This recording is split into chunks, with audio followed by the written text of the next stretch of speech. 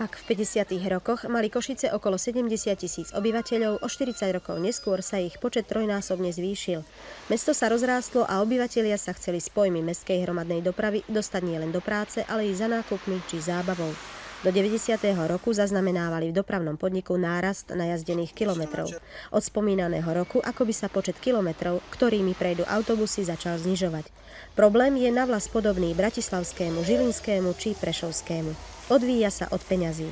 Dotácie zo štátneho rozpočtu pre dopravu mesta každoročne klesali. Náklady na prevádzku zvýšené cestovné vykryť nemohlo. A tak dopravný kolos začal žiť, či presnejšie živoriť na úkor svojej podstaty. Až 80% z takmer 300 autobusov košického DPMK má už podľa dokladov a najazdených kilometrov svoju dobu životnosti za sebou. Čo si možno hasiť dobrou údržbou. Tá však nemôže byť dlhodobým východiskom. V uplynulých 3 rokoch nekúpili v Košiciach ani jeden nový autobus.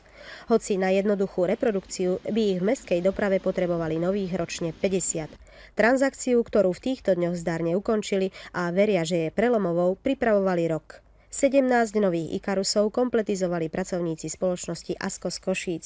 Preberanie bolo slávnostné a keď získali autobusy ŠPZ-ky a ostatné vybavenie, vyšli na linku.